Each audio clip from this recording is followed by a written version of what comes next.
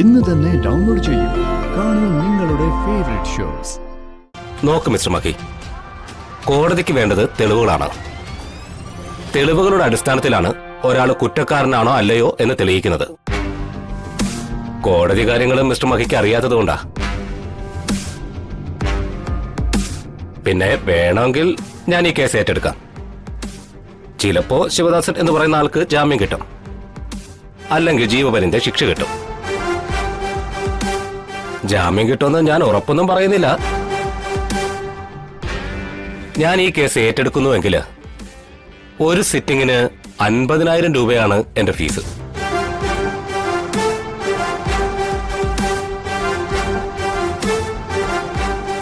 നിങ്ങൾക്ക് ഓക്കെ ആണെങ്കിൽ ഞാൻ ആലോചിക്കാം. ഓക്കെ അല്ലെങ്കിൽ നിങ്ങൾക്ക് മറ്റാരെങ്കിലും നോക്കാം. അതൊക്കെ നിങ്ങളുടെ ചോയ്സ്.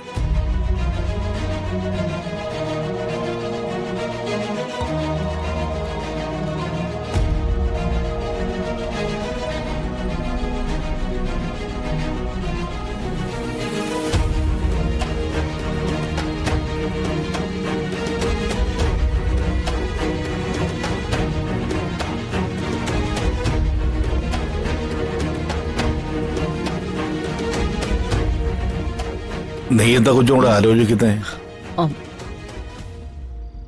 നാളെ ശിവദാസനെ കോടതിയിൽ ഹാജരാക്കിയാൽ അവൻ കണ്ടതൊക്കെ അവിടെ പറയും. വർഷങ്ങൾ ഇത്ര കഴിഞ്ഞിട്ടും നമ്മുടെ മനസ്സിലുള്ളതുപോലെ തന്നെ എല്ലാ കാര്യങ്ങളും ശിവദാസന്റെ മനസ്സിലും ഉണ്ടാവും. അങ്ങനെ മനസ്സിലുള്ളത് പറഞ്ഞാൽ നരേന്ദ്രന്റെ അച്ഛന്റെ കൊലപാതക കേസ് പുനരന്വേഷിക്കാൻ കോടതി ഉത്തരവുണ്ടാവും. ആ അന്വേഷണം വന്നെത്തി നിൽക്കുന്നത് ഈ വീട്ടുപടിക്കലായിരിക്കും. ഒന്നാം പ്രതി രമാദേവി എന്ന ഞാൻ, രണ്ടാം പ്രതി ഭദ്രൻ എന്ന ചേട്ടൻ. എല്ലാ സംഭവങ്ങളും നേരിട്ട് കണ്ട ശിവദാസൻ സാക്ഷി.